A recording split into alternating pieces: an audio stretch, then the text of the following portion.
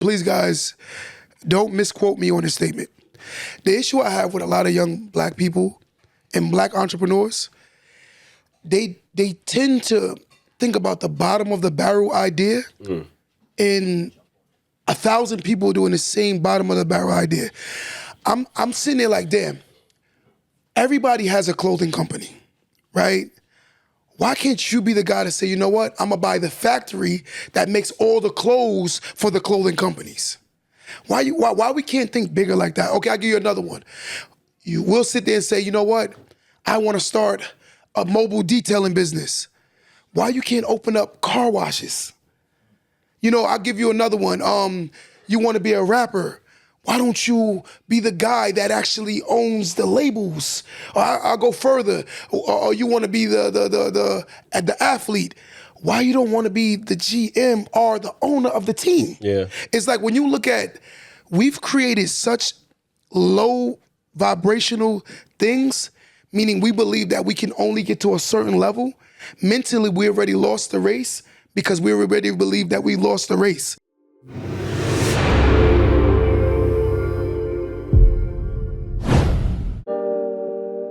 Welcome to the Don't Let That Go Over Your Head podcast, starring Q the Boss. Yo, yo, yo, yo. Welcome back to another episode of Don't Let That Go Over Your Head podcast. They call me Q the Boss. Oh, today we're gonna have some fun. Like, I hear my round of applause more, man. Don't hate on me. Let me get my round of applause. Don't hate on me. Don't hate on me. Don't cut me short.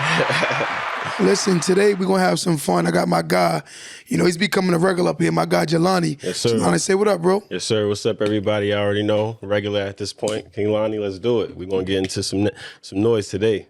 Listen, today is the truth is not your enemy. Yes, sir. I think a lot of people think that the truth is the enemy. You don't think so? For sure. Why do you think that is? Because, bro, like, we've been, first of all, being wrong is something that people have a very uncomfortable thing accepting. Because I think a lot of people have, they've conditioned themselves to everything that they learn, everything that they experience, everything that they've been through, they make it a part of who they are. Agreed. Including what you think is correct. Agreed. So when somebody challenges that, you feel like they're challenging your whole existence. Agreed. And that's why people viciously defend being wrong. Yes. You know, they feel insulted. They Yes. feel like you coming at they parents. They feel like, it's like, bro, what you said just didn't make no sense. It didn't make no sense. This don't got nothing to do with how your parents raised you. Oh, so you telling me my mother ain't know what she was talking? Maybe Yeah. she didn't. Maybe she didn't. Well, You know? but what you say, you know, it's funny because like when you listen to people, I genuinely believe that most people that have very low IQs, they take it as an insult to be challenged. And I think people with higher IQs, they tend to like to be challenged. Absolutely. Especially when you have references and you have proof to validate, to show them. Because I think people that have low IQs, they take everything personal. Yep. Everything is like, and when I say IQs, that doesn't mean because you have a degree and because you have a specialty and a college graduate. That don't mean that. IQ meaning your mentality. I think that people with low IQs, they tend to take everything so personal, and then when people who have higher IQs, they love to be challenged, especially when you can teach them something. Yes. Highly educated people love to be taught. Uneducated people tend to devalue education, you know, because they look to be entertained more than they look to be educated, right? Absolutely. Good. And you know, like everything exists on a spectrum, right? See, as people, we are directly and indirectly connected to everything. So even people at the lowest spectrum, the people that you're talking about, who low IQ, super emotional, super erratic, they're moved by everything. Yes.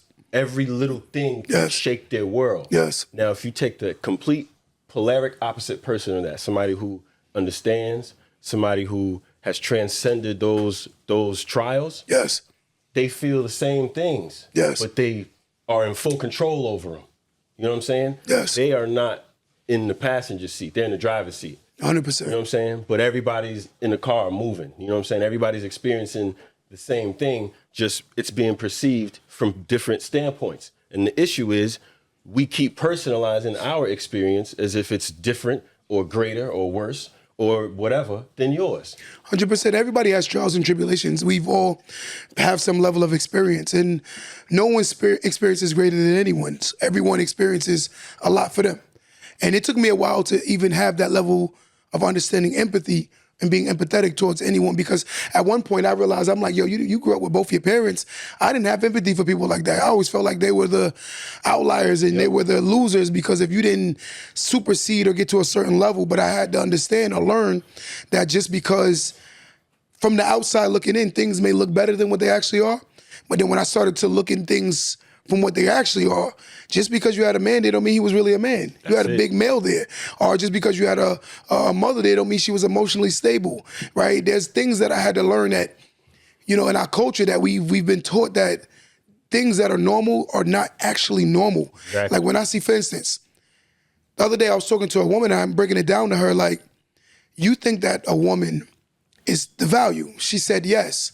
And I said, how do you believe that the woman is the value when you're looking for a man who's willing to give his actual life to protect you, but all you feel in return is he has to earn your respect, but you don't have to earn for him to be willing to lose his life to protect you? That's the actual definition of a lack of empathy. That right there. And the analogy I like to use is, because women really seem to struggle with this for some reason. And if you look at it like this, what's the highest level that a woman can reach in this world?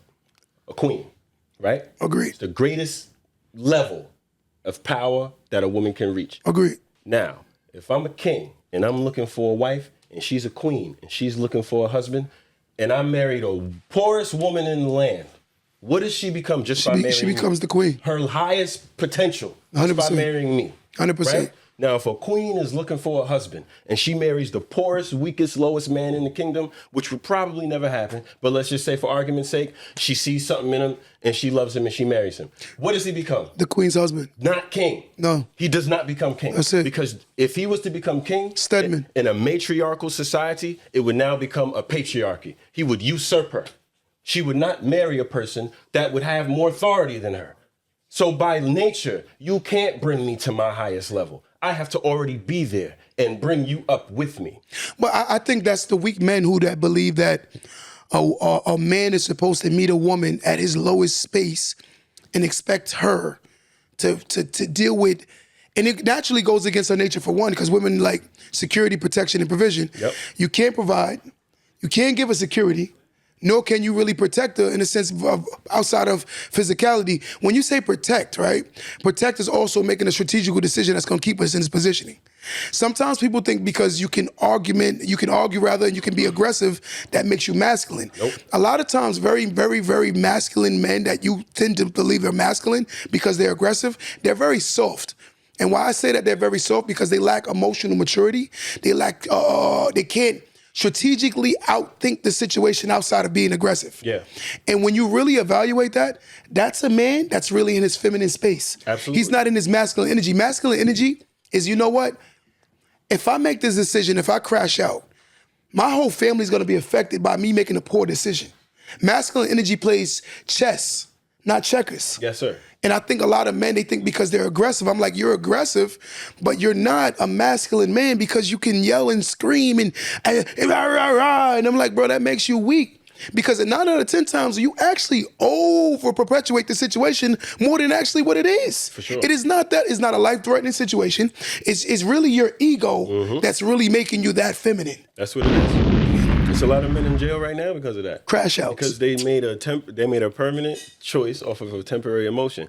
And I think That's true. a lot of men are not, a lot of people, let me not even just put it on men, a lot of people Yes. are not analytical when it comes to understanding oneself. Yes. Meaning, why do I do the things I do? Yes. Why does this thing make me feel the way I feel? Yes. And a lot of people, I think it frustrates them when they are not in control. Yes. Or when they feel like they're not in control. Yes. Because you're always in control. That's, not being in control is an illusion. Yes. And you either submit to the fact that you don't have control or you submit to the fact that you do. Either way, you're submitting to something. So it's always on you. Yes. You know, the other day, we get a lot of conversations about things that's going on in society today. And a lot of times I don't let things affect me that I have no control over. And people get offended because they think that I don't care. It's not that I don't care. It's I'm spending my energy on things that I could actually affect. I've risen above. I'm like, it is what it is. Like, I've learned how to navigate. You don't get into the middle of the ocean, get a storm, and then cry about the storm. What you do is you learn how to navigate the storm before you get to the storm, or you adjust while you're in the storm.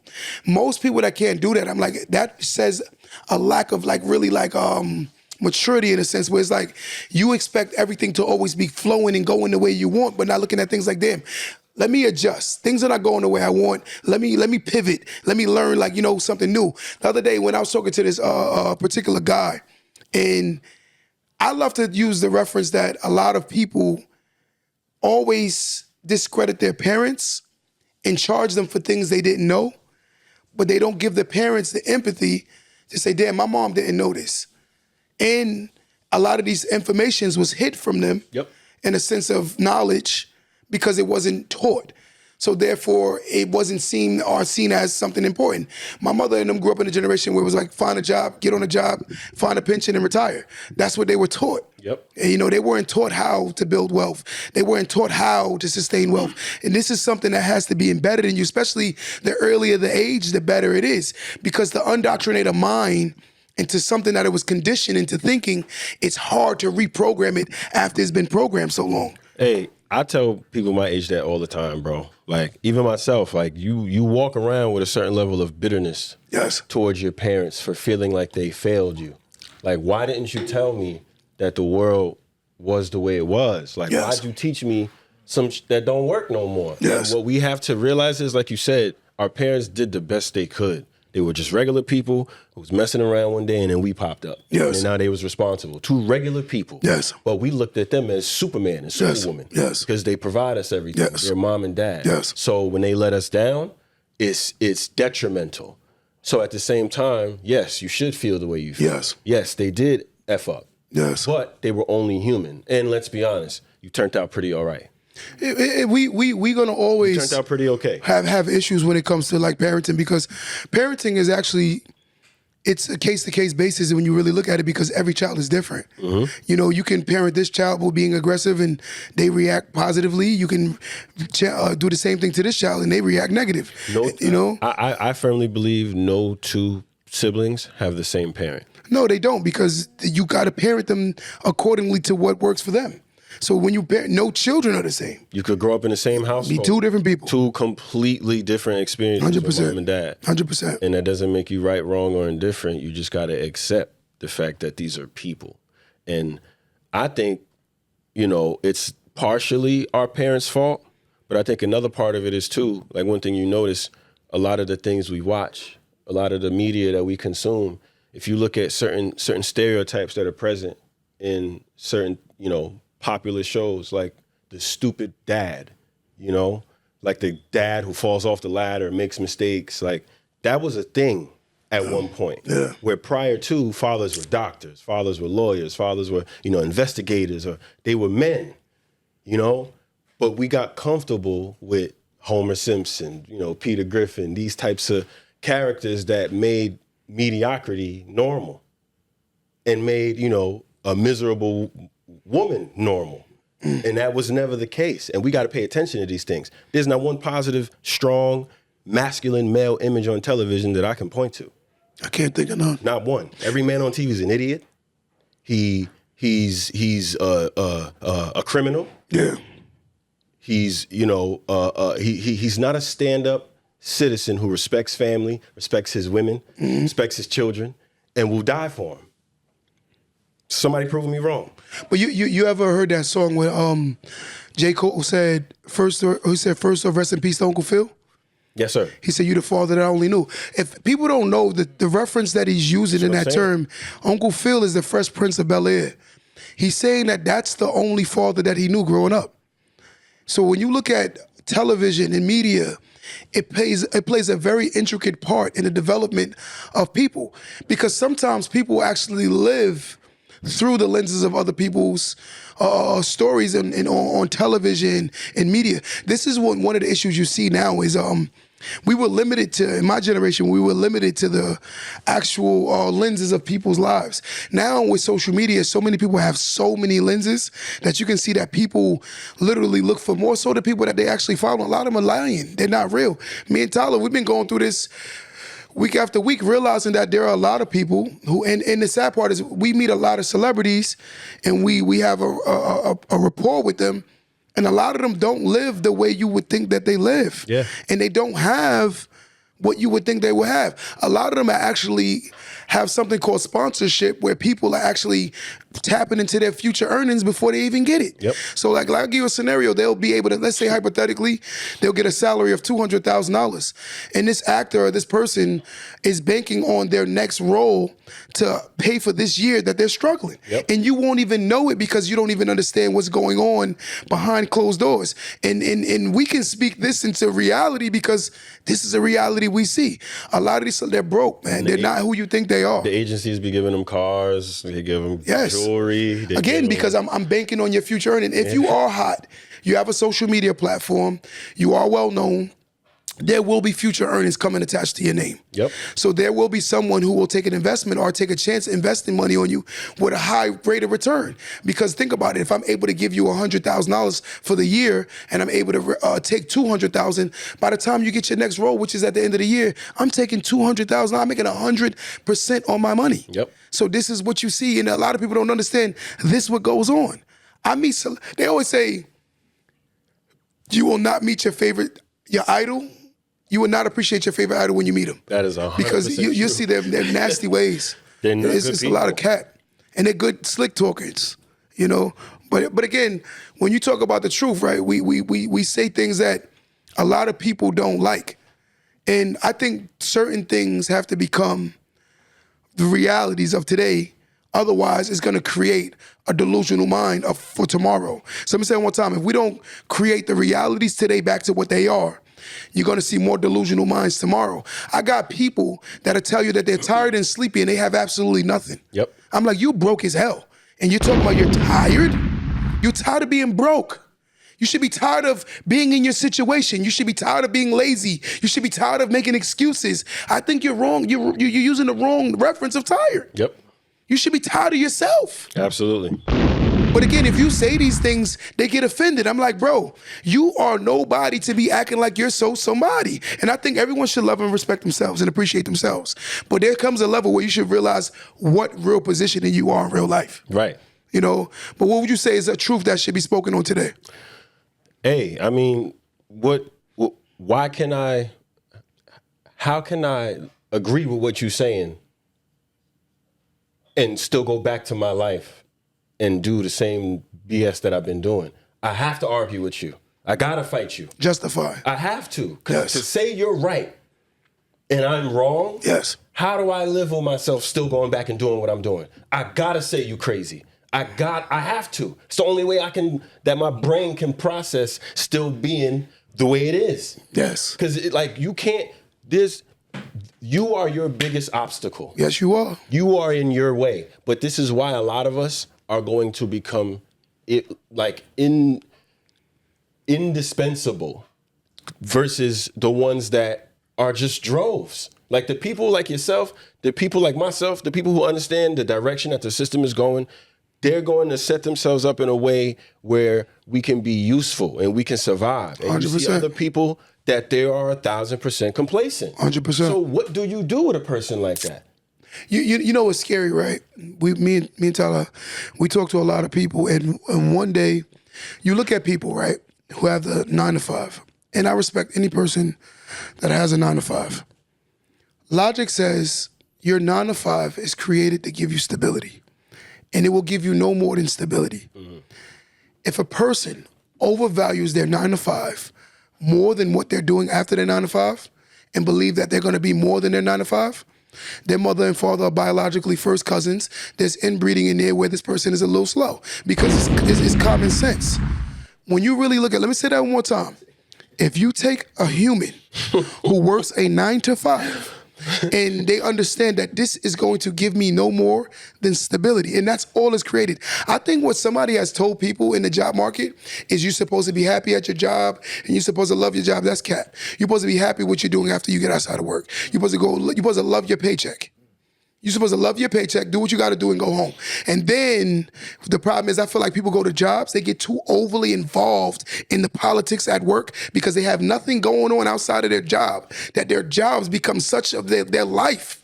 I'm like, all you care about is your life. You make time for your job, but you don't make time for anything that's valuable for outside of your job that can change your economical positioning, which is crazy. And that's going to get you better in your life. But again, this is the issue. You'll go to your job and say, hey, we just got a new microwave. Ain't no we. They got a new microwave. Ain't no we. I don't speak. Le parlez-vous français? Facts, though. It said oui, right?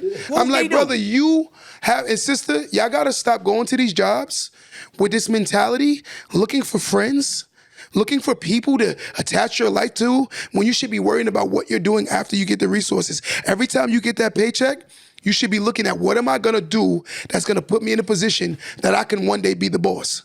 Otherwise, you're gonna always be the slave on the plantation. And that's a harsh reality that a lot of people can't get. I said to the kid the other day, he said, I'm not gonna do this job because I don't like it. I said, yo, bro, if they're paying you more than a job you like, the extra money is because you don't like it. They're paying you for something you don't like. I think people got this whole job thing twisted where you're supposed to respect me. I think America has a little bit too much entitlement. I think it's too entitled to the point where people feel like they're more significant than they actually are. Yeah. I know people, they won't have a job and get offered a job, say at like Walmart or Target or I'm not doing Amazon, that. won't even do it. They be like, nah, I'm good. So Yes. like I said, what from now if you was a CEO, Let me just say this real quick. High thoughts. I think you should go read the Bible. everyone, let's start watching this and let's do something for I it. think you should go do it. I'm just being It's honest. crazy, bro. I think you should go read the Bible. right. Don't The issue is that's why I'm gonna keep it 100. Let me just say this about religion. When you really look at people that are religious freaks, they tend to deter people from the Bible. Because even though that we have to have a relationship with God, we have to have a relationship with our reality too, right? Sitting down waiting for God to come save your situation is diabolical. People keep saying God is gonna do and God is gonna do. God blesses the child that has his own and that's willing to do for themselves first. Because there are a lot of people that's been waiting for God to save them in bad positions and they woke up in a shelter. I fucking hate people who think like that. Bro. I can't stand I it. cannot. I can't People who hate- I think can't like stand that, it. bro.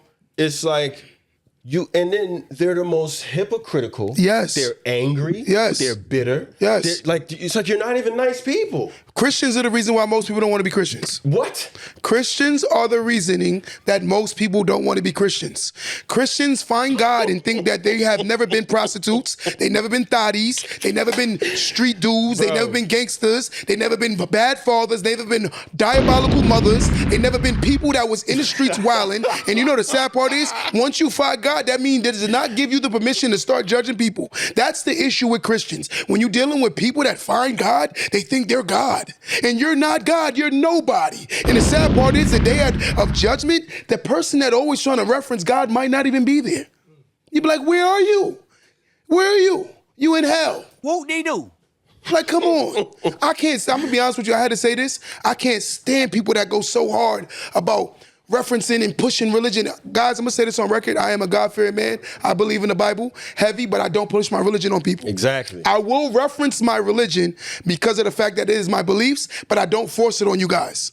I do believe everybody should have a relationship with God. I think everyone's in some form, whatever it is. I will pray with a Muslim. I will pray with a Christian. I will pray with a Baptist. I will pray with a Buddhist. At the end of the day, I know where my heart is. When you're praying and you're meeting your God and whatever's going on, you have to know where your heart is. Where your heart is where your heart is. I don't care what other people are doing. I care what I got going on. Right. Well, let's talk about it. Go what you was about to say now. No, I had to get that off my chest because Christians get on my nerves a lot of times. I'm sorry. They get on my nerves. It's the worst, man. It's like Crips and Bloods. There was a You're Baptist? You're There was Buddhist? Like, come on. There was a story I seen I'm one time. God-fearing. This pastor, he actually did a social experiment on his church where he dressed up for weeks as a homeless man outside of his church to see if his parishioners would help give money, anything. He said he got the most, get out of here, you bum. Of course. They spat on him. Of course. And he said he kicked course. half of his congregation out after a month of doing it. He said, I couldn't believe it. Like, and again, this doesn't represent all people who believe in that. But like you said, the people who go the hardest with it, they're the most. I shouldn't know what you believe in when I talk to you or when I see you. I should be able to see it though. Yeah, right. By your fruits. That's it. That's how you reference somebody, by their fruits. And then the thing I hate the most is I'm gonna pray for you. That's the most condescending. They need to pray for themselves first. Aggressive. Like, first of all, no, you're not. Let's be real. You're not. And don't use your religion to insult me. Because that's essentially what it is. But the term I'm gonna pray for you shouldn't come behind a disagreement or judging somebody. Like, praying for somebody meaning I'm giving this problem to God. That's what it means. If I say, yo, Jelani, I'm gonna pray for you, that means I'm gonna give your problem to God. Right. But I want to raise his attention and awareness of what's going on with you. So therefore, I'm gonna bring it to God, and I'm not gonna judge it afterwards. Because again, in order to try to help somebody find God, you gotta show how God and His mercy is forgiving and not judging and always be willing to understand. That alone makes people want more to do with religion. I'm gonna tell you something. You know why I stopped going to church like that? I'm gonna keep it 100 with you. The reason why I stopped going to church like that is because I seen two things. One, I saw people, they were loved more and respected more in the church based on their credentials. Right? So the doctors, the accountants, the professionals, not about who had the stronger walk in faith with God. It was never about that. It was the people that had titles who could pay more tithes, they got the positions faster. That was one thing I saw. And the second thing I saw people that always ostracize and look down on people when this is supposed to be a big old clinic of someone needing help and getting help. And the sad part is the people that are based on your levels in the church, you're supposed to be the nurses and the doctors and the physicians for people that are coming into the place looking for emergency. They need help. So if your walk is so strong with God, you're supposed to either be the nurse, the doctor, or the physicians that's in that hospital called the church. And you're supposed to be the person that's looking to help the people that ain't that strong. Their walk is weaker. They're trying to become stronger walkers, but how they going to become stronger walkers when you judging them by the way they walk? I was in IHOP with my family one time, just trying to enjoy some breakfast, and this pastor came in there. This lady, dripping in diamonds, was like, "Oh, I'm getting a vibe from y'all. God is talking to me. You have some talent. Do you do music or something?" I was like, no. She's like, "Oh, well, what about you? Are you like artist? Like, are you into artistry or something?" We was like, "Ma'am, what do you want?" "Oh, well, my church is," "We're not interested." When I tell you, she stood there for about 30 minutes trying to convince us to go to her church, left cards on the table. We said, "Man, we are not interested." Can I be fair though? She is doing the Lord's work. Biblically, we supposed to recruit. We supposed to enlighten people, and we supposed to bring people to God, not to us. What you got to know how to take no for an answer? No, but again, you intruding upon people while they eating breakfast. I agree. I agree. You're doing too much. I agree. You didn't bump into me on the street. I agree. You know what I'm saying? Like she came in, ordered her food, saw us, and walked over to us. Maybe while making a takeout order. She's seen something in you. I done had people say they saw something in me and gave me a 5-minute rant that ended in, "You got $5 I can borrow." Won't they do? So, you know what I'm saying? Miss me with that. Listen, but we live in a world now where the truth is creating so much separation where people live in a delusional space to the point where they don't accept reality anymore.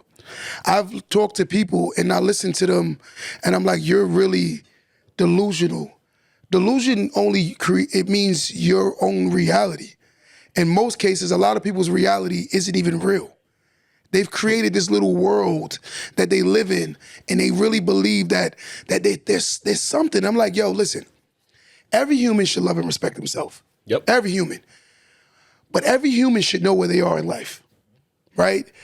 I'm grown as hell. I cannot go play in the NFL now. I'm not gonna be cursing the TV out, talking about this dude is trash and you garbage, when I know I can't do what he can do in the football field anymore. What they do? Right? He like, he trash. Fam, you couldn't even make your varsity team in college. You couldn't make your varsity high school team when you was in college. You couldn't make your JV team in 12th grade. Like, come on, fam. Like, the world is really crazy. Because you got to realize how much money that Hollywood invests in entertainment. This is the only thing that we are known for in this country. 100%. Is entertainment. 100%. So our celebrities are internationally known. Yes. Who's the top singer in India? We have no idea. I have no clue. Because they're not an American artist. No. Who's the, if you are a top anybody here, it's international fame. Yes. So the level of appeal that our stars have needs to be analytically studied, because these are the aspirations that our people have to the day we die. You got kids with athletes tatted on them. But I do believe that a lot of people in other countries believe that America is the promised land. So I think a lot of our celebrities, a lot of our celebrities get praised because they think America is the promised land. So when you're big here, they subconsciously believe that you're the end all be all. Because a lot of people, they've created the term American dream. You can go to other countries and people believe that there's an American dream where you can come here with nothing and become this big anomaly or this big person. So I think that's what they're really attaching to the celebrities in our country. They look at, like, okay, let me give you 50 Cent.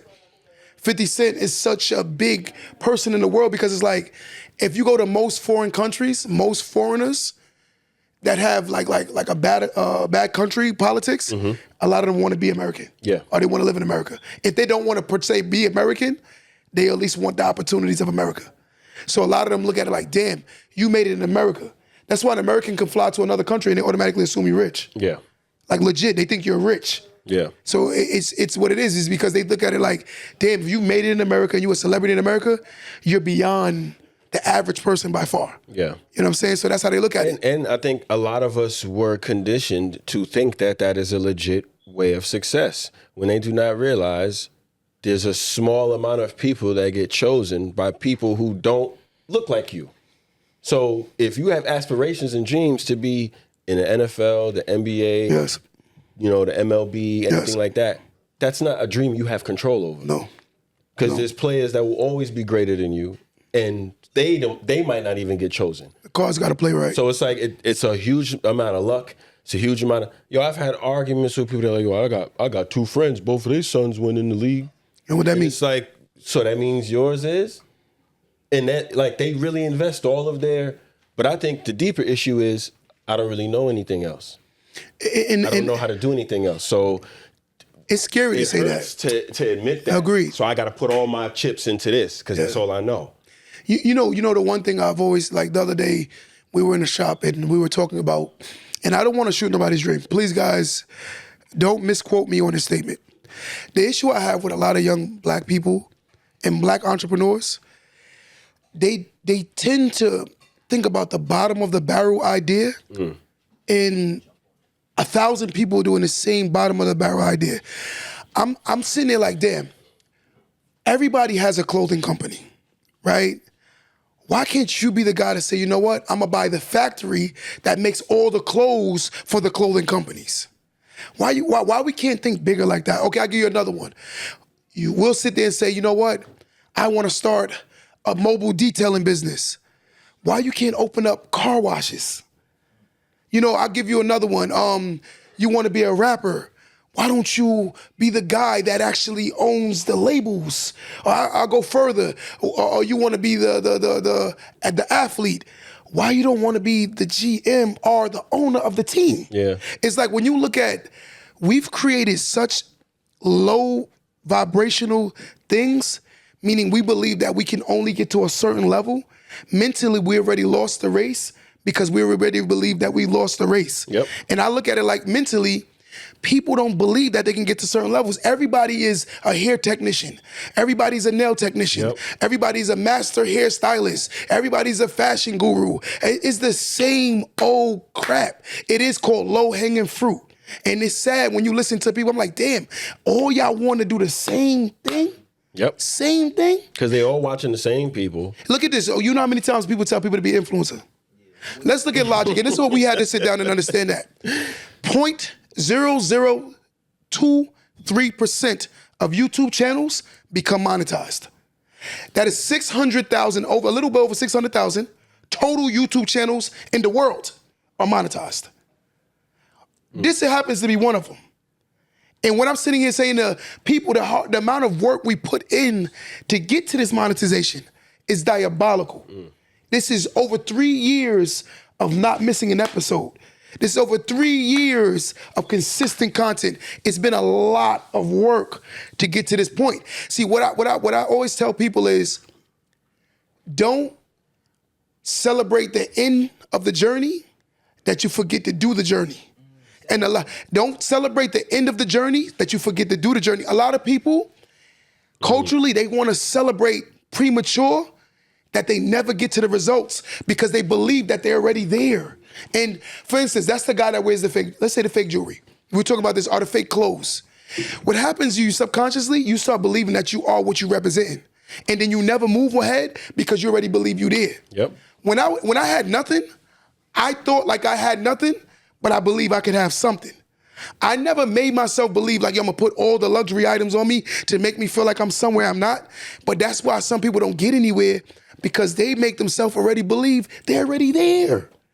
Why would you move when you already believe you are the move? That's what it is. And that's what I see a lot of people do. And I'm like, damn, you've already conditioned yourself to believe that you're here. Meanwhile, you're really here. And I'm not saying you don't have to have the mentality to get here from here. You have to have a mentality. But to believe and celebrate the awards and the accolades before you even get it is diabolical. Yeah. It is a humility thing. It is a humility thing. Like, a lot of people aren't humble. They're not. What do you think about that? I think a lot of people view humility as a weakness. A lot of people think, like, I've been down bad for so long, I deserve to floss. I deserve to celebrate. You know, I'm going to have it all. And it's like, that's egotistical. You're not feeding anything. You know, like, it's like the Great Gatsby, right? Nobody knew where his wealth came from, right? And that was part of the allure. That was part of the mystery of him. 100%. He threw lavish parties every weekend, rich people, all of that. But when he died, nobody was at his funeral. You know, and a lot of fake love. So it's like a lot of people don't have the long view. They don't play chess. Chess teaches you to think 4, 5, 6, 10 steps ahead. And when you're not able to do that, you make very surface level decisions.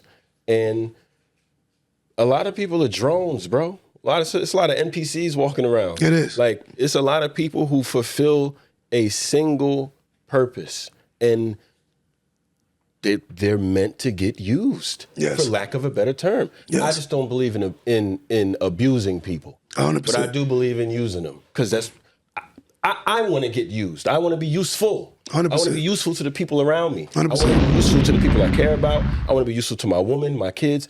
Absolutely. But I don't want to be abused. Agreed. And it's the same thing. Agreed. You know, it's like you sit down and, you know, a lot of times I'm like, somebody just said, when the person is humble, they don't get praise. I'm humble and I get a lot of praise. I get more praise when I'm humble, and I get a lot of praise as a very humble man. A lot of times I give free game all day, every day, and I have the receipts that actually validate the things that people are going towards, and I'm very, very humble with it. And I don't look at myself in the mirror as I'm better than nobody. I do believe that I work harder than a lot of people. And I love to say this statement, I don't think I'm better than nobody. I think I work harder than a lot of people. And I want it more than a lot of people. That's why I chase. When people are asleep, I'm working. And that's just what it is. So sometimes it's not the fact that the dream isn't reality, it's the fact that the person that's dreaming ain't really dreaming the right way. I think a lot of times people don't put in the work, but they want the results. And they think that the world is gonna make an exception for them. In most cases, you're not the exception to the rule. And a lot of people that think they are the exception to the rule, they realize at 40 and 50 years old that they were never exceptional. Yep. I think that you just realize that you lied to yourself. You know, what makes you exceptional is when you're willing to do the extra. You know, that's one of the things I definitely respect about you, Q, is a lot of people who are successful, and I personally can attest to your work ethic. I've seen it firsthand. And a lot of people who are successful when they do interviews, when they do, you know, podcasts, and the question always comes, you know, what's the secret to success? How do you make your money? You know, what would you give advice to younger self? Things like that. But like, people who are successful typically say like rudimentary answers like, you know, find your passion, do what you love, Cliche, work hard. And I hate that, because if I'm not that smart, I'm gonna be like, well, damn, I don't. Like, very generic. What does that mean to me? Very generic. The reality of it is, like, for example, somebody like Mark Zuckerberg, somebody like Bill Gates, he can't say in an interview, I'm where I am because I'm smarter than most people. No. Or I work harder than most people, like you just put it. No. He can't say that, because half of his fan base would cannibalize him. I ain't that smart. I don't work that hard. So I have to say something that you feel like you can relate to. Yep. Follow your passion. Do what you love. Yep. And it's like, that's nonsense. That's not the key to wealth. It's way more than that. And they don't give you the whole piece. And it's like, one of the biggest fears of people who have power is losing their power. So I can't give you the whole pie. I got to give you just enough so that you feel like it's attainable. Wow. And I'm going to let a few of your friends, a few of your colleagues up the ladder so that they give you inspiration, and it feeds the purpose. It feeds the engine.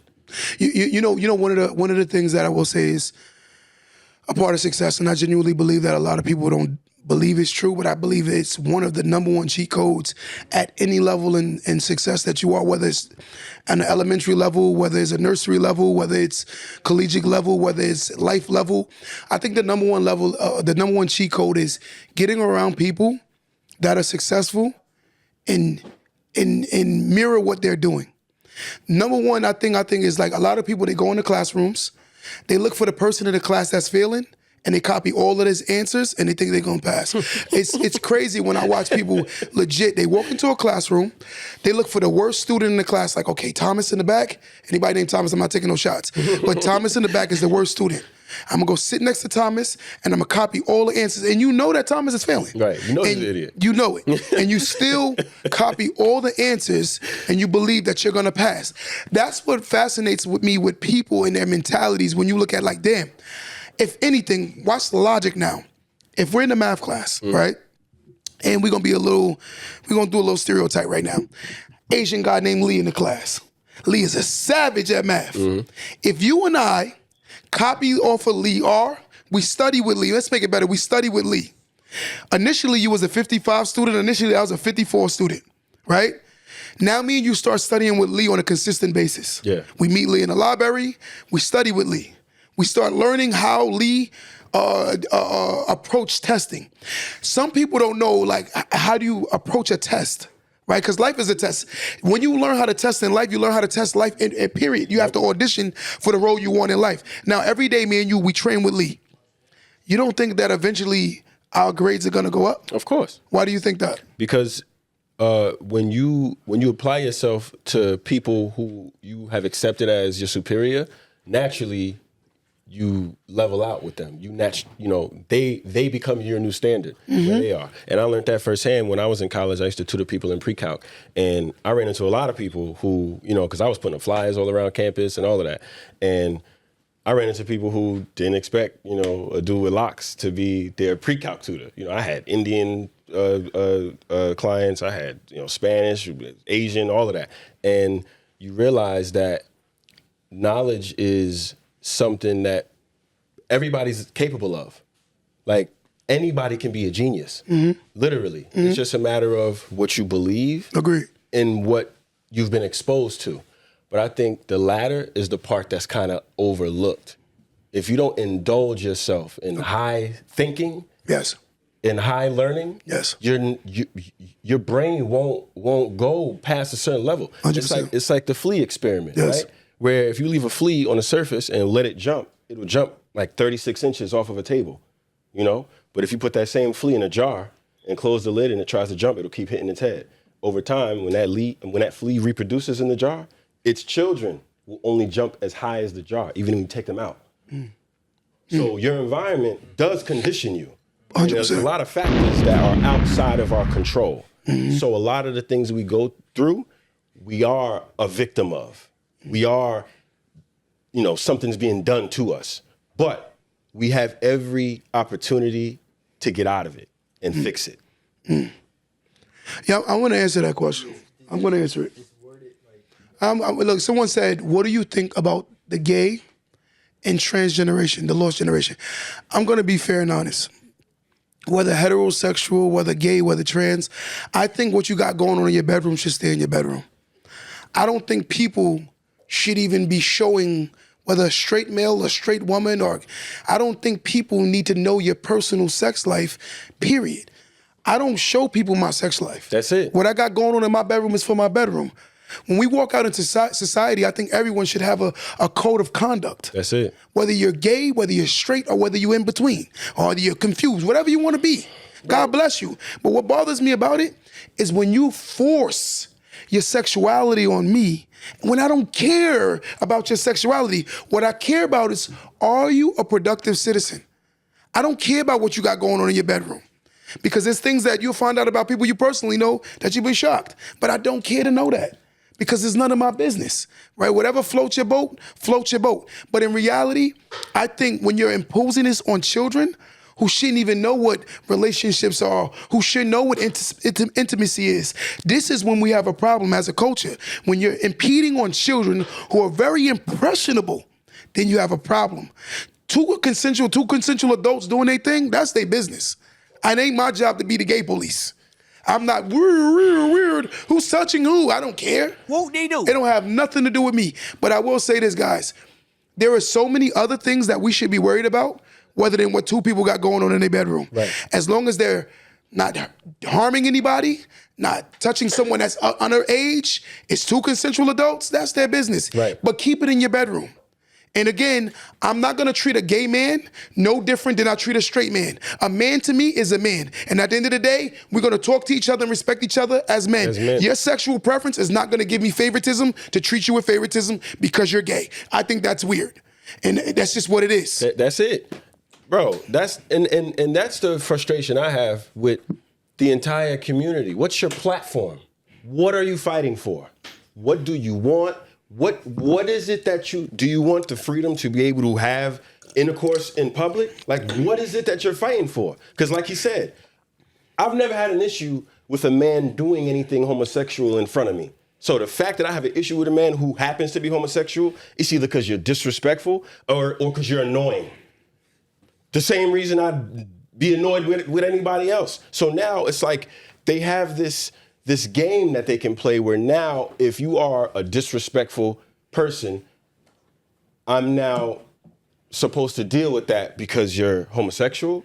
Like that's the problem. And not only that, I don't think society's issue with their community has anything to do with sexuality. It's the fact that there's drag shows being done in public schools where there's 4th and 3rd graders. You should know nothing about sex. Why are trans? They should know nothing about that. Why are trans people performing in elementary schools? Someone rationalize that to me. How's that hatred towards those people? How is that equated to harm or hatred or violence towards them? Children and sexuality should never be in the same room. 100% facts. 100% facts. So the fact that that's what's going on, the people, I've met many gay men, I've met many lesbian women who do not associate with that community. They want nothing to do with it because they understand there's an outside political agenda being forced behind that. There's people that go through real pain and real trauma that are a part of that community, and that pain has been weaponized. And again, with a platform that I have, I've never impeded my beliefs on nobody in their sexual orientation. At the end of the day, whether I agree or disagree with it, that's another story.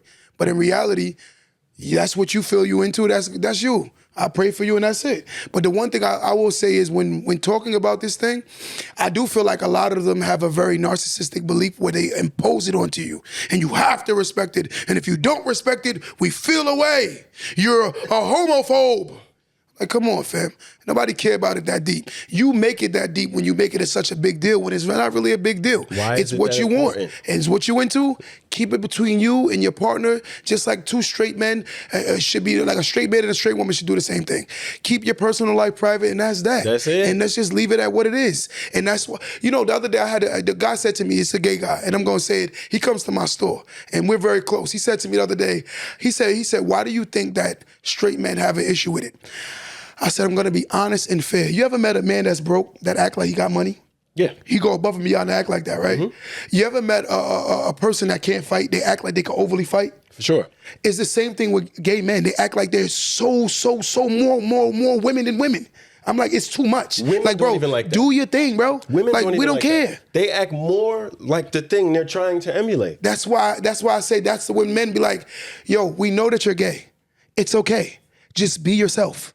You don't have to make us like you. Just be yourself. And not everyone gonna like you. Some people don't like me because I'm black. Right.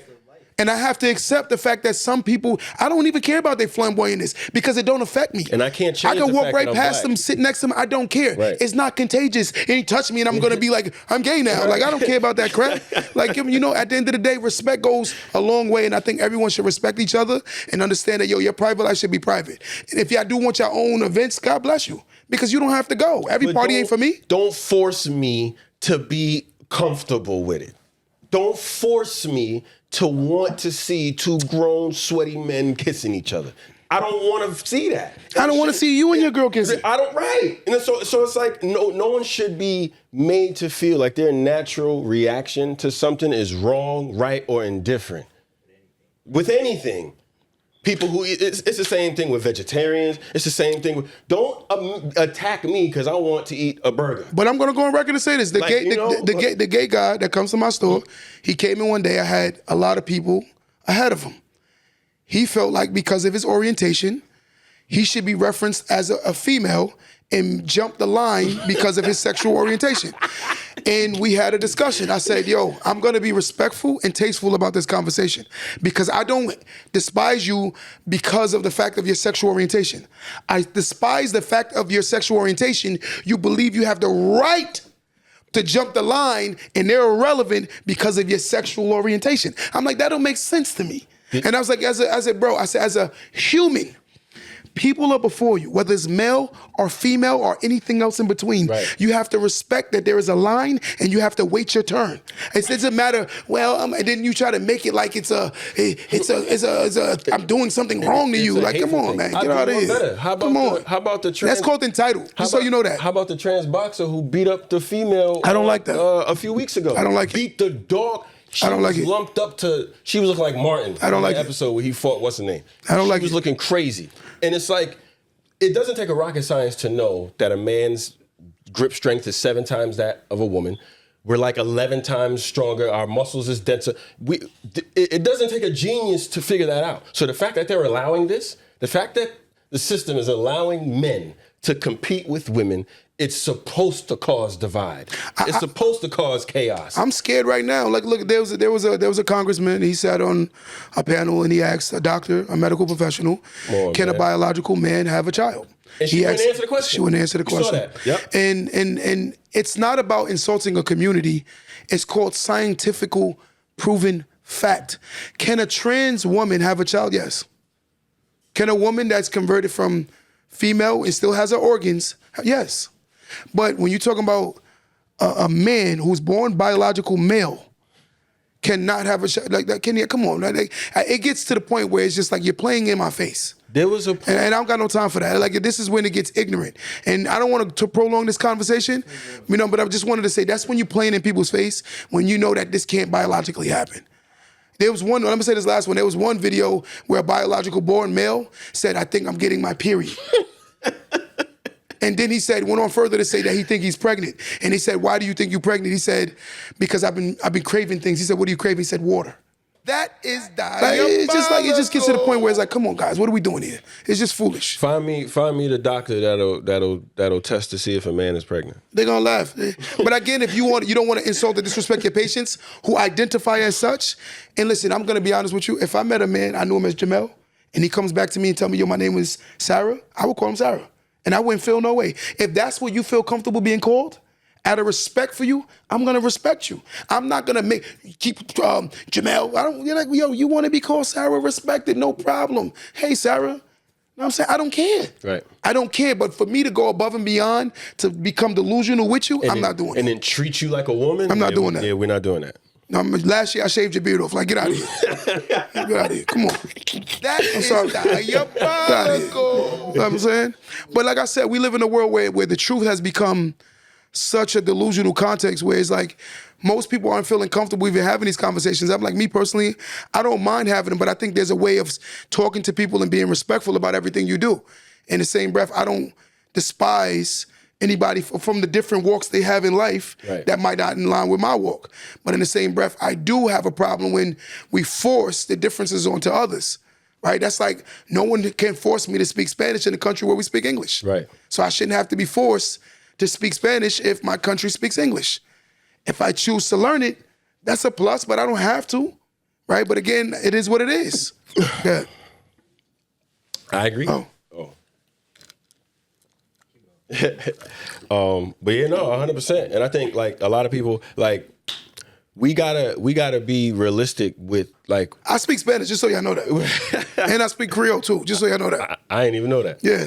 But yeah, like people have a problem with reality because we've been conditioned to think that, you know, we don't have control over our reality. Like, and that's why a lot of us, you know, like that's why a lot of kids, they watch Superman or Black Panther or, you know, Captain America, because we see these, you know, we see these characters and we identify with them because they have the ability to control their future. I agree. They have control over their life, you know. So that's the appeal of Batman and Superman. You know, somebody who's super rich but cares about everyday people and then uses his wealth to actually do good. Yes. You know what I'm saying? Like yes. that isotope is relatable because at one point that's how humans were, in a sense where we had the ability to change our situation, to change our life. You know, we weren't locked down in a mortgage and a house that we had to take care of, that we're barely in, to go work at a job that we hate.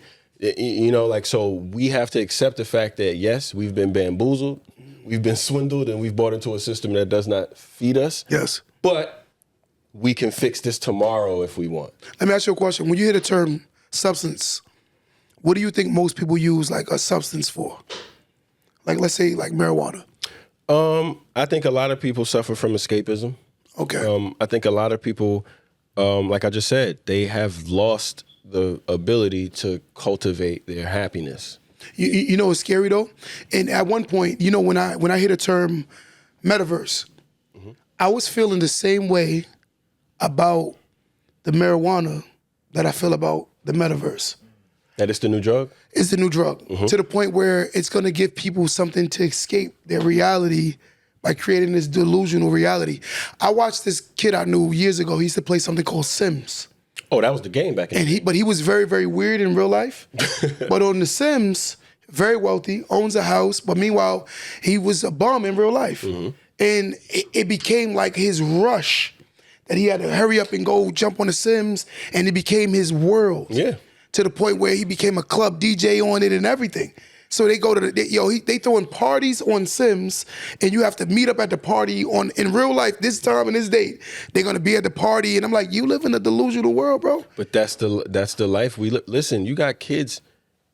I saw a video that went viral. This neighborhood, it was a cul-de-sac with a bunch of houses.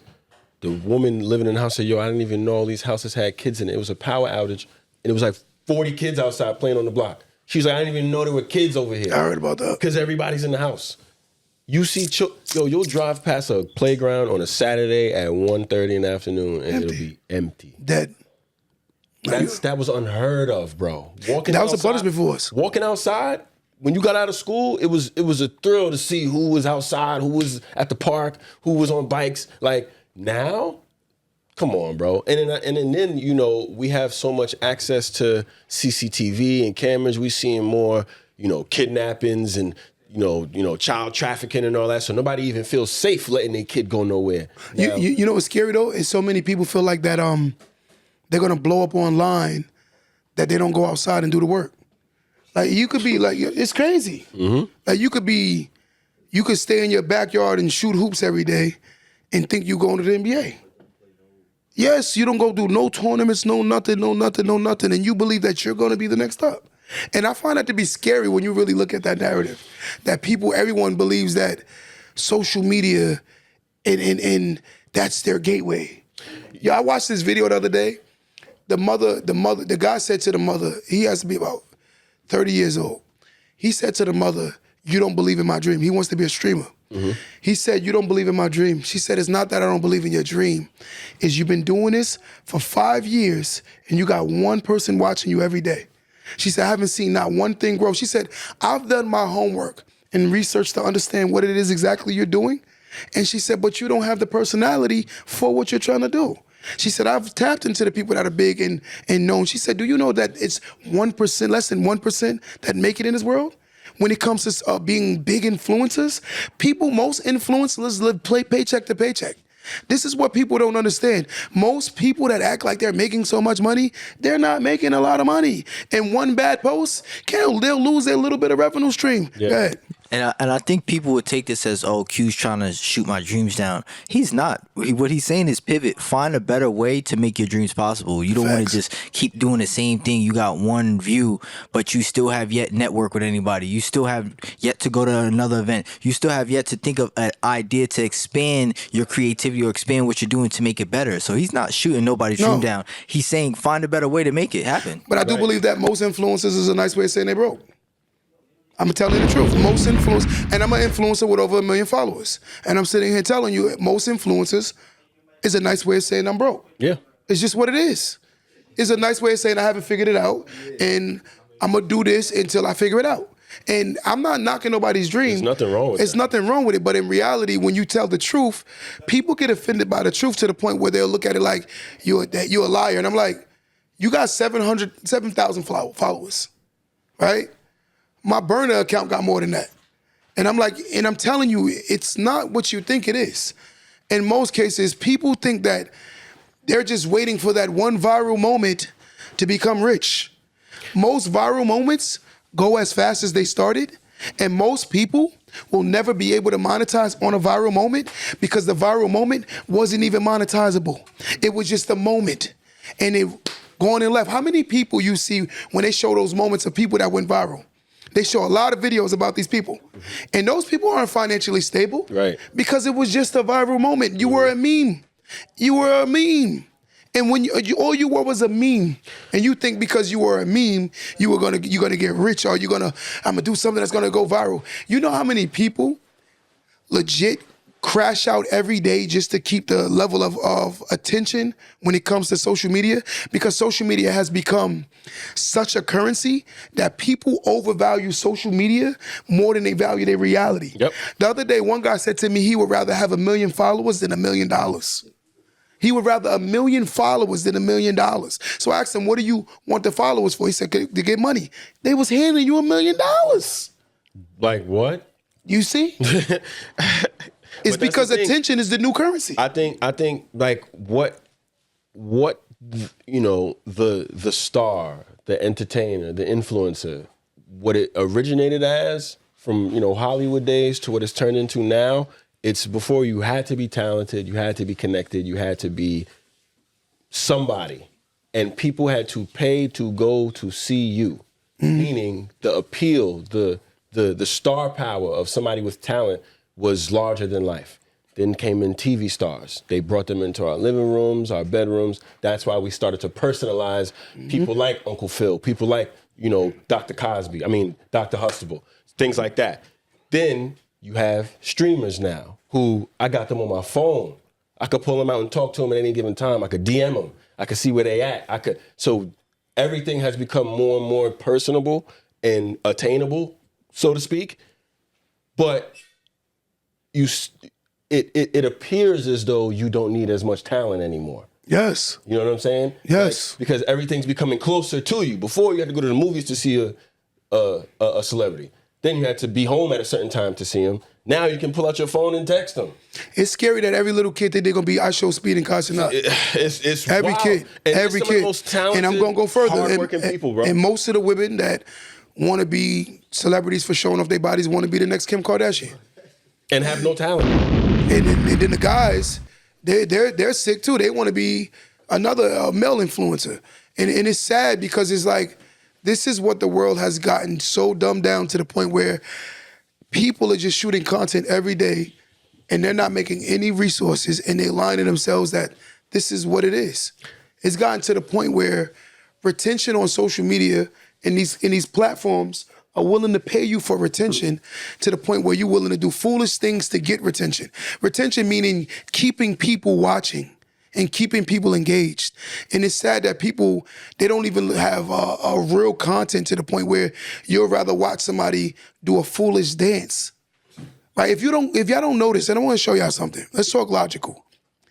Things that are usually of substance, they get the least amount of views and traction.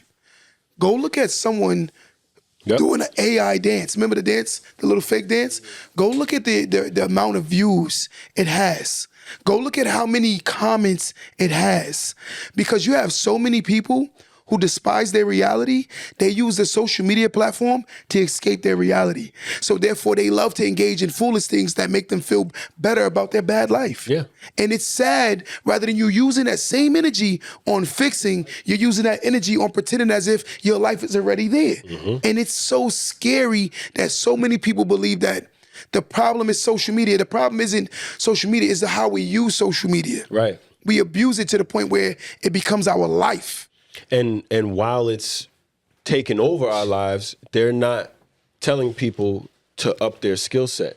They're not teaching people to study the next 10 to 20 industries that are going to boom in the next 50 years. Yeah. You know, HVAC, plumbing, carpentry, welding. Like, there's office buildings that got 10 floors of employees right now. Can we do this? Can you make Reese call in right now? Give her a phone, let her call in. Let's have this conversation. Because you really got, you need the attention. I'm going to give you the attention, Reese. I'm going to give you the attention. We can have this conversation. Let's do it respectfully. And I won't disrespect you. I'll give you a call-in number right now. We can have this conversation because clearly you feel like you must be, they say hit dogs holler. And I think right now you hollering because something is bothering you and you want to get off your chest. I will allow it. I'll give you the platform and allow you to be able to speak on it. But one thing I do is ask we both be respectful and I won't disrespect you and we can have a discussion. And I would like to know how you feel about this particular topic that's bothering you so much that you think that I'm talking so much about you in particular. So can I give you the number? The number is 516. Okay, the number is, where is it at?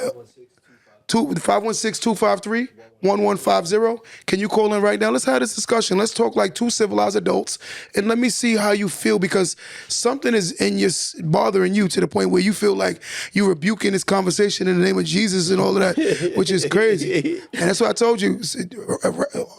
Christians, man, I'd be like nervous with them a lot of times. And I blew a lot of people that I know that blow up on social media. What does that mean? What's her point? Put them like. Basically, she's trying to say Q shooting like people dreams down. Like it's not. It's true. not about shooting dreams down. Established that's not the case. Was she not here? No, but they have selective hearing. Because again, this might be a 40-year-old woman who's sitting at home trying to be an influencer, and she feels like someone's attacking her. In reality, it's not about you. In most cases, people don't understand. Narcissistic people only hear things that only it affects them, so they always make them the it's about how I feel. Like, yo, it's crazy because in most cases, that whole social media thing where people feel like they're gonna be influencers, most influencers are broke. And I bet you, Reese, I know more influencers than you ever know. I bet you I know more celebrities and way more influencers. We can go phone call for phone call. I'll put you on phone with celebrity after celebrity after celebrity, and I want to see you do the same thing. And you're gonna know a person that's not doing anything that good at pretending. Narcissistic. I so was trying call in right now. Make the call. Don't even read them. Call in. We gave her a call-in number. It is uplifting the community because it's the truth. It's the truth. What you mean? So somebody do me a favor. Let's do this. Let's do this right now. Right? This is if you go do your statistics and see the average influencers don't make no real money. You already know this right now. You know Twitch. You know 1% of Twitch earners make most of the money, and then the second stream makes about $100 a month, $200 a month. The 1% make all the money from Twitch. I believe it. They got this only. Most girls don't make money on OnlyFans. Yeah, like 1%. Most girls don't make money on OnlyFans. Yeah, only like 1% this is the of them make problem. Millions a month. Yes, they go take the elite and they make it the standard. And that's the issue you have in our culture. I don't even want to entertain her, bro. Don't even entertain her no more. Right? She don't want to call in, so it's telling you what it is. You'd rather just, you throw a rock and hide your hand. Because if you was a big woman, you would have called in like a big woman, we'd have had a discussion. But clearly you're not. You're actually... There's too many yes men. That's crazy. Because they're not agreeing with her. That's wild, Because they're bro. not agreeing with her. Anytime you don't agree, They make personal attacks. Yes. Like, I don't, it's like, do they all go through the same, like, playbook? I think that when they were taught by lose somebody arguments? to had this mentality. And, it's and like- again, that could be her way out. It's like the kid that raps that's 40 years old that believe he's going to be a rapper, and you tell him he ain't going to make it as a rapper, he going to be mad at It's you. like, you're not, bro. But again, if you say that to him, you're a hater. You're not. Like, Recently, whatever her name is, I just hated on her. That's how she's taking it. Yes, 516-253-1150. girl calling me, this is crazy. Listen, when you look at that average influencer, see, this is the issue with the term influencer. When they take the influencer, Tyler, that makes $65,000, an influencer is an already established person who's making money. Right. It's not the person who has 1,000 followers talking about they're an influencer. That's like me saying the person that's trying to make it to the NBA. If I'm a basketball player, don't mean I'm in the NBA. And they don't understand it's the NBA of influencers. Right. This is the issue. You taking these... 65,000 is not all from influencing. It's from brand deals. Yeah, like... If you're not a level, most influencers make their money from brand deals. That's how they make their money. They do not make money on social media. I'm monetized on TikTok, Instagram, Facebook. I'm monetized on all of them, right? You make your money off of brand deals. Sponsorships. That's where your money comes from. Most of these influencers, they say they're influencers, they're not big enough to even a brand to look their way. They'll get a free t-shirt. They'll get a free meal. But not only that. But they ain't going to get no money. Their content not even advertiser friendly. Look, you know? I want you to have the convo as they ask you to come up. See, Kimmy, I love you for that. This is what they do. They have this mentality where it's like you're attacking her. Maybe every day she's trying to make content and this is her dream, which is I understand, and I'm not knocking your dream, Reese. You might be the anomaly and you could be the person that make it. I don't know. But I'm just trying to raise an awareness that most influencers do not make money, and most influencers that consider themselves influencers aren't lit. They're lit. Tyler, we know people that say it again. Give me the headphones. But I know people right now that legit don't make no money. Go ahead, Tyler. So it says typical earnings by influencer, and they have tiers. So a nano influencer, 1K to 10K followers, $10 to $100. $10 to $100. Hold on, say that again. Hold on. I just want y'all to hear what I was trying to explain to you. These be the people that don't have no followers and they call themselves influencers. You're not an influence. You only influencing your friends. Say it again. So nano influencers. A nano influencer. 1K to 10K followers. 1K to 10K followers. $10 to $100. $10 to $100. Micro influencers. A micro. 10 to 100,000 followers. 10 to 100,000 followers. $100 to $1,000. $100 to $1,000. Mid-tier. 100K to 500K followers. 100K to 500K. 1,000 to 10,000 1,000 to 10K. And a mega influencer. Is 1 million plus. That's where I'm at. Which is only 5,000 to 25,000 5,000 to 25,000. Now let's go. Somebody go look at Reese's page and go see how many followers she has. She's probably a nano influencer. So she's making about $10. But bro, why do you think she didn't call? She know that. So that's what I try to explain to you, bro. Like, this is the issue with our culture. We are so ignorant to the point where it's weird. All I'm saying is there are people that can make it, but the average person that's an influencer is not making real money. Most people that consider themselves influencers do not have 1 million followers. They do not have 100,000 followers. They do not have $500 million followers. They have like 5,000 followers, and probably they fake followers anyway. Because when you look at the likes and the comments, it don't add up. There's no engagement. So now you taking it as if I'm shooting at her, but when it's crazy, we just gave you statistics. What I said was the 65,000 is the average tier of people that are really considered influencers. They're taking the top tier people who's really influencers, not people that's, I'm gonna be an influencer, I'm trying to be an influencer. That's not the reality. Right. Let me get the headphones. Give me a headphone too so you can hear it. Hold on a second, I wanna hear this conversation. They take it like you going that dumb, boy. Oh, boy. Jay, go that way. Hold on one second, guys. We didn't expect to get on headphones today. And we didn't expect to do a call-in today, but clearly, hit dogs holler. Give him one too. What's going on? I'm listening to this conversation. And Reese, just so you know, I'm not going to disrespect you. I'm not hurt. Okay, I appreciate that. Nah, come on, you my sister. Regardless of whatever's going on, I'm not shooting at you. I just want to establish that. I don't even know you.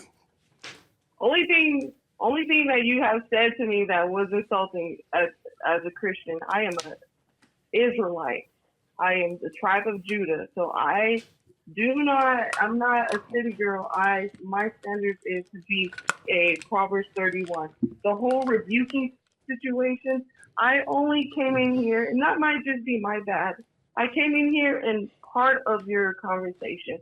So the part that I heard was because I have my own strong feelings about it. I've literally seen men who have a side job.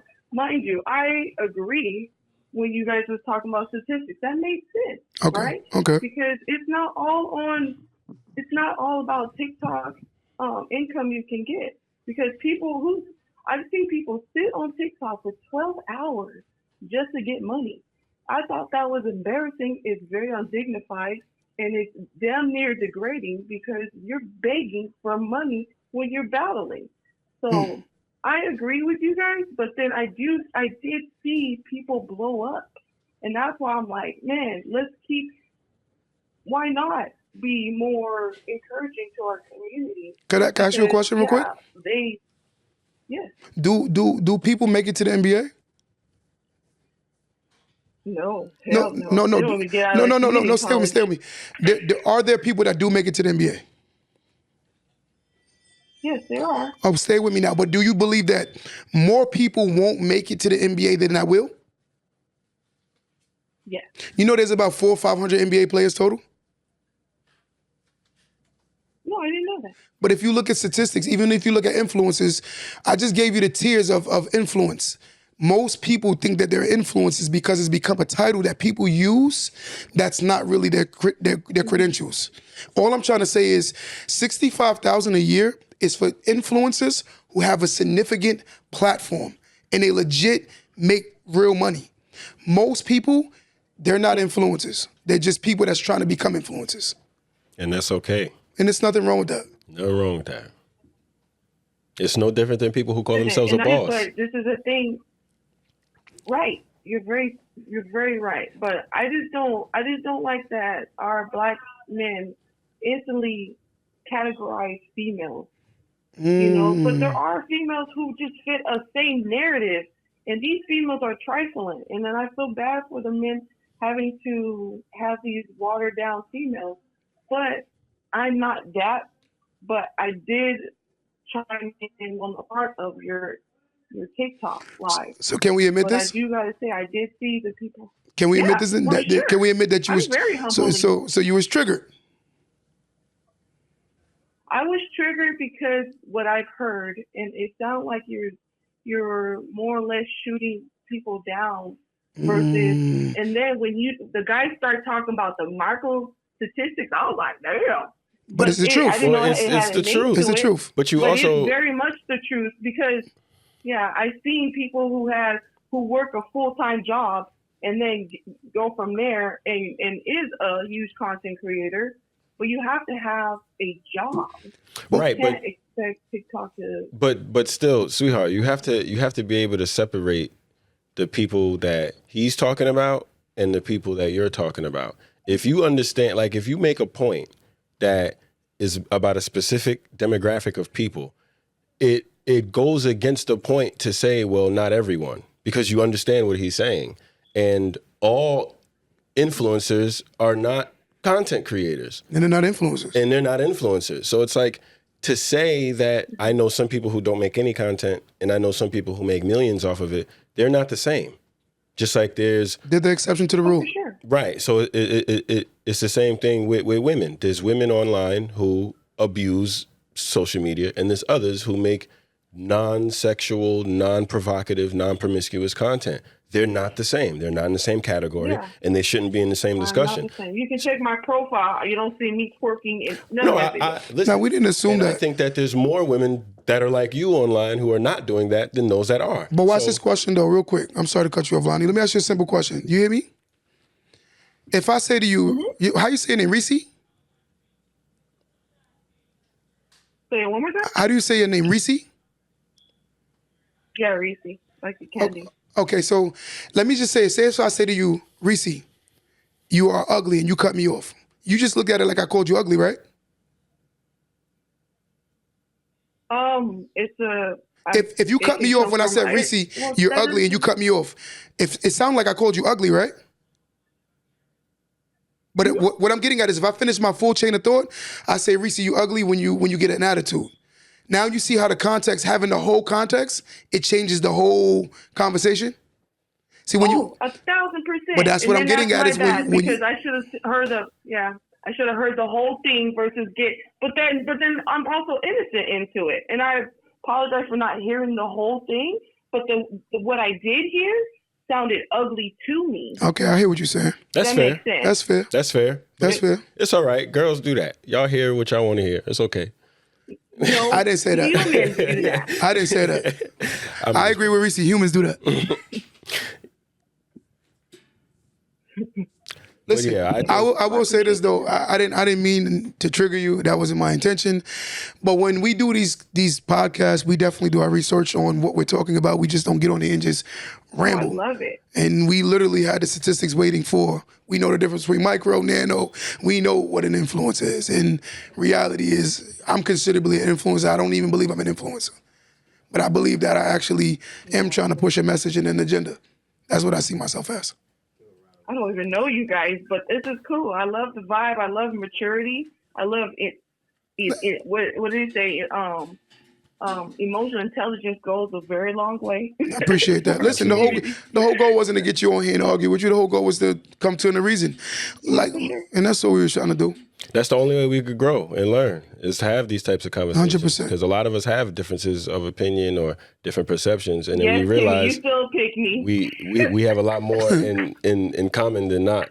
You know, so Listen. We do, but it's just so there's too much toxicity in our community. Well, we're gonna say this. That's why I was like, we're gonna say this before we let you go. We love you, Reese. Okay. We love you. We love you too. Thank you guys. Let's give it up for her, guys. Give it up for her. Thank you for coming on. No, but guys, anybody that knows this platform knows that we talk straight. We straight shooters. We don't do the watering things down because of, and we don't try to insult. One thing I don't do is try to bring people down. One, I am a motivational speaker before anything. And that's one of my actual gifts. I'm a motivational speaker. I like to encourage and motivate, but I like to, in order to fix somebody or to get somebody on the right track, you got to be honest with them. First rule to recovery of anything is admitting that there's a problem. Yep. And a lot of people can't call it. You can't admit it that there's a problem, then we can't fix the problem. I'm going to give one more person a call in. If somebody want to call in, I'm going to give one more person a chance to call in real quick. 516-253-1150. One more time, 516-253-1150. I'm going to give somebody else a chance to call in. We got to have a conversation about today's particular topic. Today is not about shooting nobody influencer dream down or shooting anybody's dreams down. That's not our goal. But the goal is that our culture, we haven't identified what is truth to the point where we're, and I'm going to keep it real with you, and I'm going to be honest. It sounds like I'm throwing shade, but a lot of influencers be cap. They do. I know a lot of them. They be cap. Yo, you know how many? I'll give you a story. There's a big rapper, and I told you the story. Big rapper in New York. He's big, and I know him OD. And one day, we picked him up. Mm-hmm. He was getting thrown out of his apartment by his girlfriend. And I told him, I'm never going to use his name, but I told him I'm going to tell a story. I told him, because I can fight. I'm just be honest with you. And I ain't scared of you. You know what I'm saying? But I told him, I said, yo, I pull up to pick him up. He's getting thrown out of his girlfriend's apartment. That's where he stays at. And he looks like he has it all together. One thing about social media, the number one thing you have to learn is perception. People on social media that are good at creating a perception are the ones who usually make money because people perceive that they're in better positions than they actually are. And then when you learn, they're making money off the courses that they're selling you that's actually giving them the lifestyle that they were actually presenting that they already have. No real influencer sells courses. No. No. You ain't never see me, hey, download my course. Why would you create competition for yourself?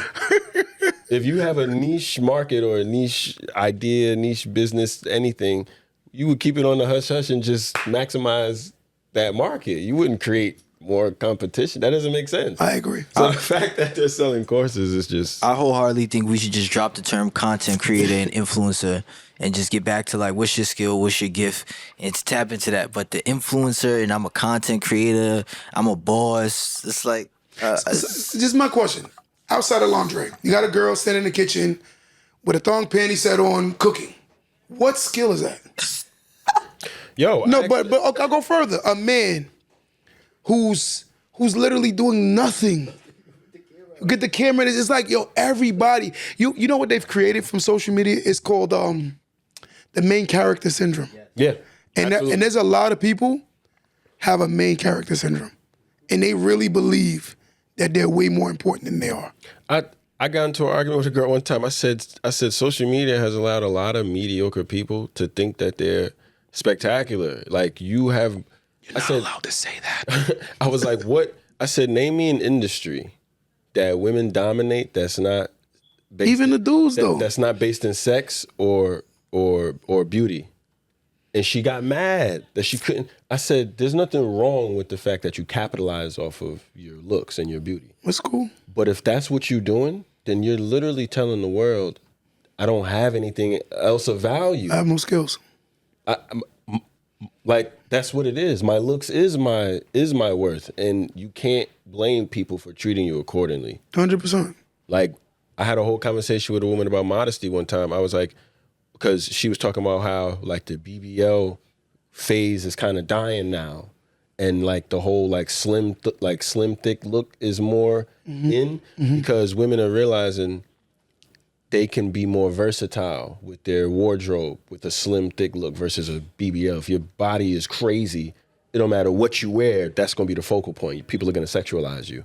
But if you dress modestly and you can hide certain assets and certain features, you get a certain level of respect. They just go online and look at social experiments of women that dress regular, with tight-fitting clothes. Look how many people harass them when they walk down the street versus if she's wearing something a bit more modest. 100%.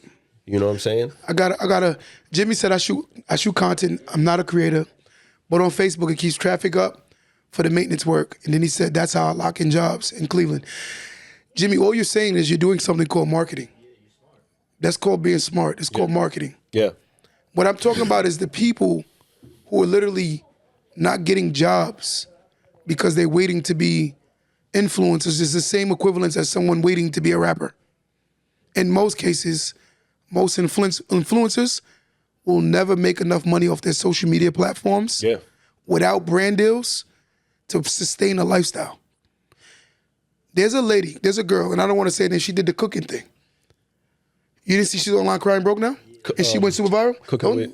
You said it. I didn't say it. You said it. But now you're seeing her truth. Super viral, was super lit, but don't understand that if you don't create some level of revenue consistently coming in, you're going to go back to going broke as fast as you started. And this is what the issue is that people don't understand. More people are in better positions that have a stable 9-to-5 than content creators and influencers. Yeah. And it's just the truth. A lot of people look at content. Should be a secondary income. They look at content creation as passive income.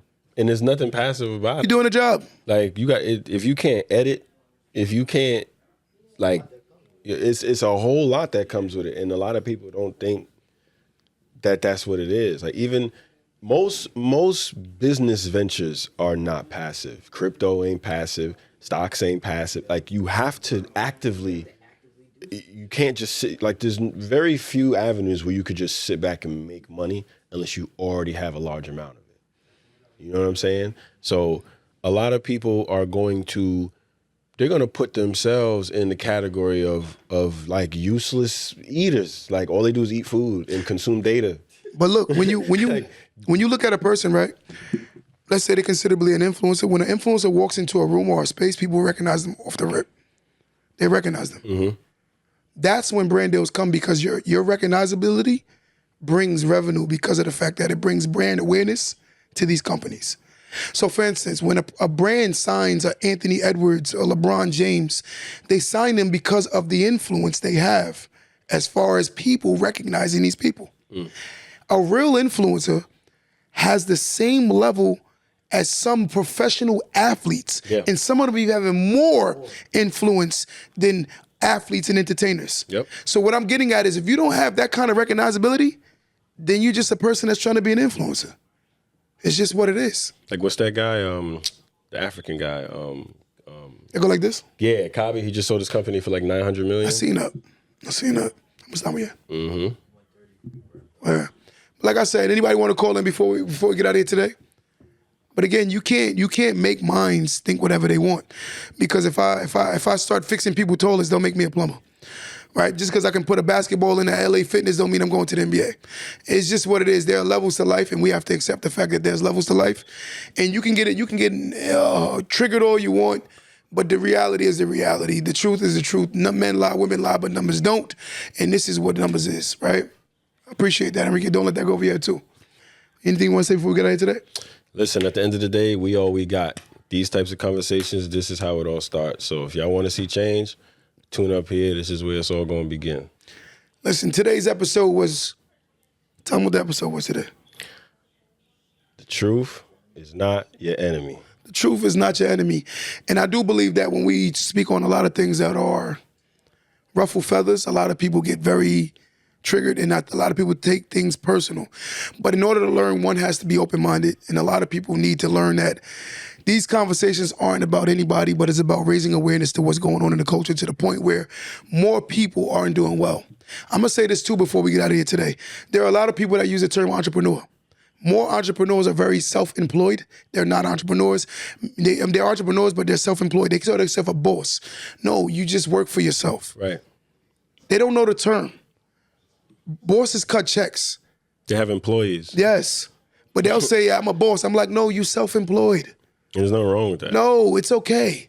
But when you have these conversations, people get offended. No, you've taken terms and made it wrong to basically accommodate your thinking, right? And that's the reality. People say, I'm a boss.